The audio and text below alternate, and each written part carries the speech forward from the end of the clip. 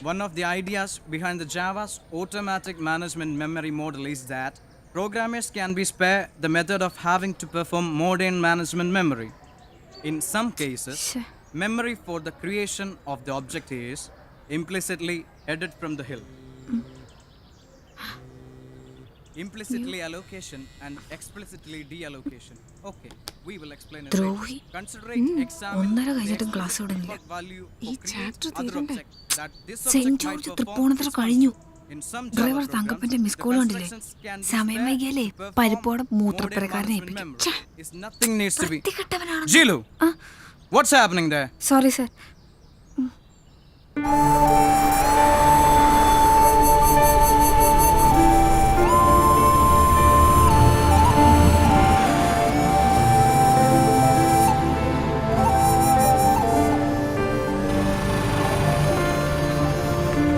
തിരുവല്ല ചേട്ടാ തലയിലെ പറമ്പുഴയല്ലേ? എടോ ആ കോട്ടയം വണ്ടിയിലെങ്ങാൻ പോയി കയറ്.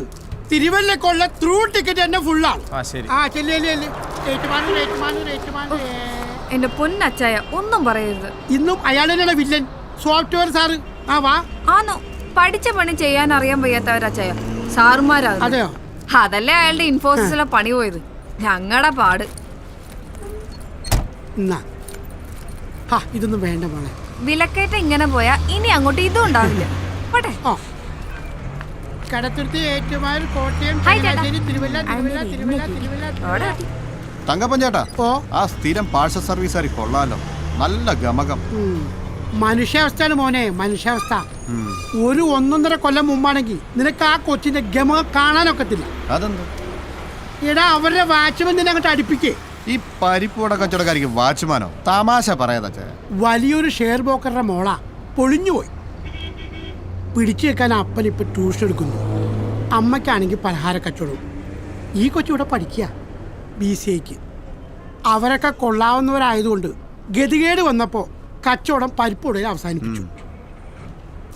നമ്മുടെ പെണ്ണുങ്ങൾക്ക് ആ ഗതി വരാതിരിക്കാൻ പ്രാർത്ഥിച്ചോ നീ?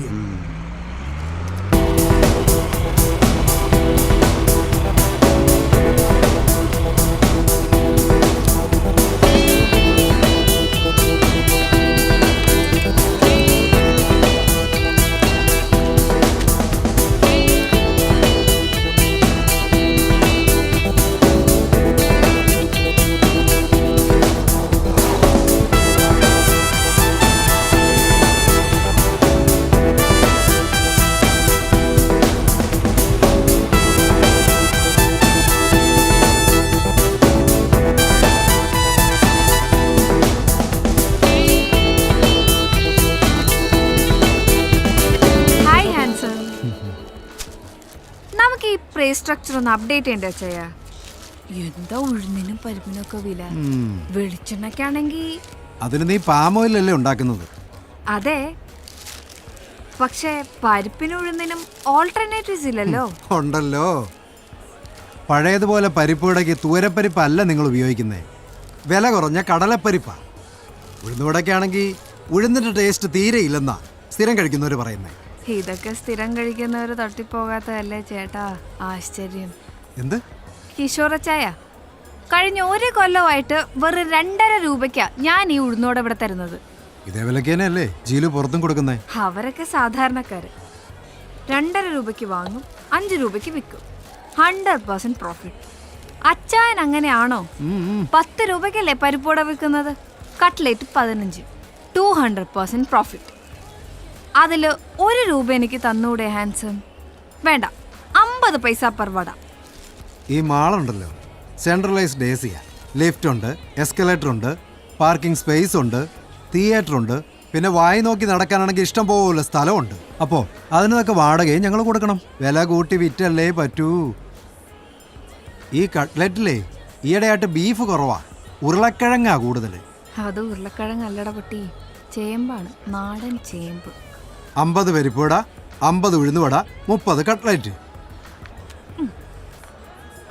എങ്കിൽ എണ്ണുന്നതിന് മുമ്പ് എടുത്തുകൂടെ? എണ്ണം കുറഞ്ഞാലേ അമ്മച്ചി വഴക്കു പറയും. പോട്ടെ. See you handsome.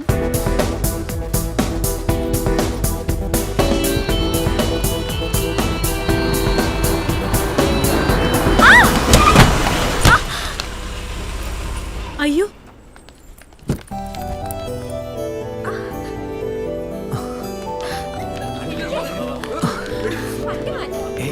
സോറി. ഇയാളോട് ഞാൻ പറഞ്ഞു എക്സിറ്റ് വഴിയാണ്. ഞാൻ കേട്ടില്ല. കേട്ടില്ലേ? എങ്ങനെ കേൾക്കും? കാതിൽ കുന്ത്രാണ്ണം കുത്തി കിന്നരിച്ചോണ്ടല്ലേ വണ്ടി ഓടിക്കുന്നത്. മോൾക്ക് വല്ലതും പറ്റിയോ? കുട്ടി വല്ലതും പറ്റിയോ? പുറമേക്കൊന്നും കാണാനില്ല. ഇനി അകത്ത് വല്ലതും ഉണ്ടോന്ന് പരിശോധിച്ചാലേ അറിയൂ. നേരാ, കഴിഞ്ഞ ആഴ്ച ഇതുപോലെ ഇവിടെ ബൈക്കേന്ന് വീണു.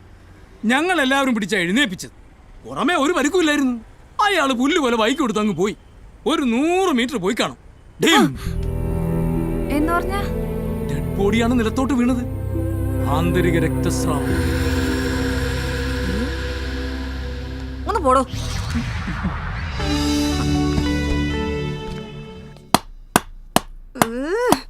എടി ഒന്ന് പതുക്കെ. അപ്പുറത്തെ ഡിങ്കോൾഫി ഇപ്പൊ കംപ്ലൈന്റ് ആയിട്ട് വരും, നീ കണ്ടോ?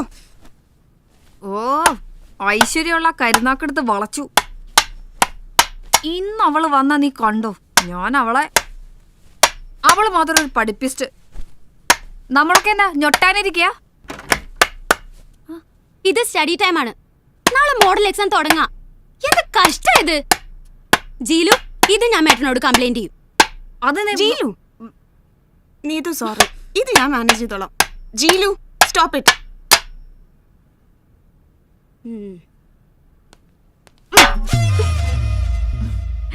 ഫിനിഷിംഗ് ടച്ച് കഴിഞ്ഞു. എന്റെ ജീലു, നിനക്കിത് എന്തിന്റെ കേടാ? ഡിസിപ്ലിനും ഇല്ല, സമയത്ത് കാശും കൊടുക്കയില്ല. മേട്ടർ നിന്നോട് വലിയ സ്നേഹമായിട്ടിരിക്കുക. ഒരു ജെനുവിൻ കംപ്ലൈന്റ് കിട്ടിയാൽ മതി. ഇന്ന് രാത്രി നീ പുറത്താ.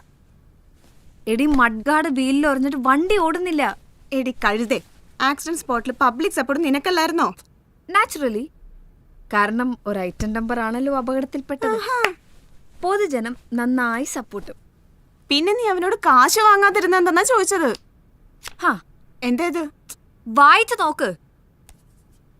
Colonial solutions and systems, JKRK, Kochi. പേര് കേട്ടിട്ട് ഒരു സോഫ്റ്റ്വെയർ കമ്പനി മാതിരിയുണ്ട്. ഇത് നിന്റെ കയ്യിൽ എങ്ങനെ വന്നു? ഇവര് ഉഴുന്നോടെ പാർട്ടീസ് ആണോ? ഇതിന്റെ മറുപടി പ്രോപ്പർ സിറ്റുവേഷൻ വരുമ്പോൾ ഞാൻ പറയാം. എടി, സിറ്റിയിലെ കൊള്ളാവുന്ന സോഫ്റ്റ്വെയർ കമ്പനിയാണ് കൊളോണിയൽ സൊല്യൂഷൻസ്. ഓഹോ.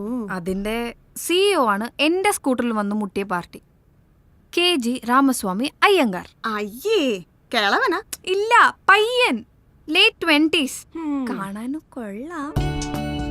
കമലഹാസൻ അയ്യങ്കാറാണ്. നമ്മുടെ കോളേജ് ക്യാൻറ്റീനിലെ കുക്കും അയ്യങ്കാരാണ്. ഓക്കെ, ജാതി പറഞ്ഞുള്ള കളി വേണ്ട. എന്റെ പോയിന്റ് ക്രിസ്റ്റൽ ക്ലിയർ ആണ്. തൽക്കാലം മഡ്ഗാർഡ് ശരിയാക്കാൻ 500 രൂപ അയാളോട് മേടിക്കുന്നതാണോ, അതോ ഈ ഒരു കടപ്പാടിന്റെ പേരിൽ അവന്റെ കമ്പനിയിൽ ഒരു പാർട്ട് ടൈം ജോലി സംഘടിപ്പിക്കുന്നതാണോ ബുദ്ധി? ഓഹോ. ഞാൻ ആ നീതുവിന്റെ തലയ്ക്ക് ചെറിയൊരു മുട്ട് കൊടുക്കട്ടെ, റിപ്പർ സ്റ്റൈലില് പ്ലീസ്. ജീലു, അല്ലെങ്കിൽ വേണ്ട. ഇത് വെച്ചൊരു കുത്തു കൊടുത്താലോ? എവിടെ കുത്തും? അവൾക്ക് ഇത്തിരി ഓവർ കോൺഫിഡൻസ് ഉള്ള ഏരിയ തന്നെ കുത്താം.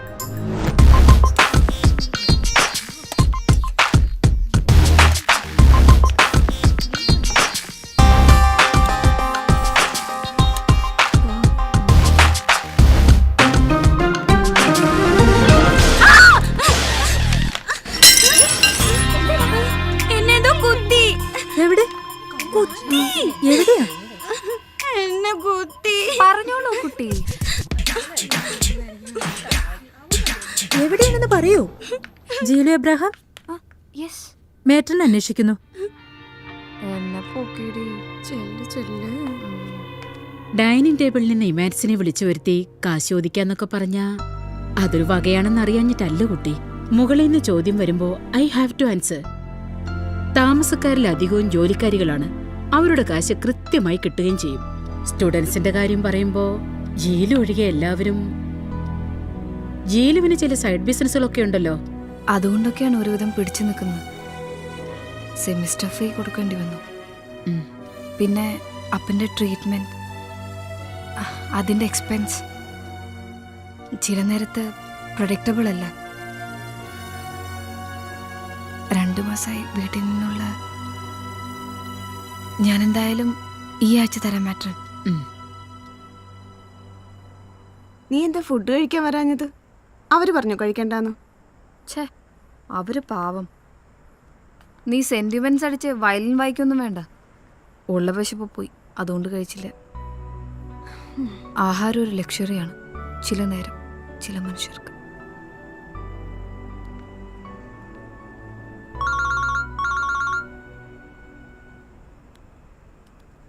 ലേഡി, നിന്റെ അമ്മയാ? അമ്മയോ?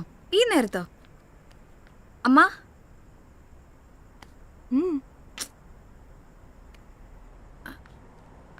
അമേരിക്കയോ? അതെങ്ങനെ? അമ്മേ, നമ്മുടെ അടുത്ത ബന്ധുക്കൾ ആരും അമേരിക്കയിലില്ലല്ലോ. അതില്ലാതെ എങ്ങനെ റെസിഡൻഷ്യൽ വിസ കിട്ടും? അത് പ്രയാസ.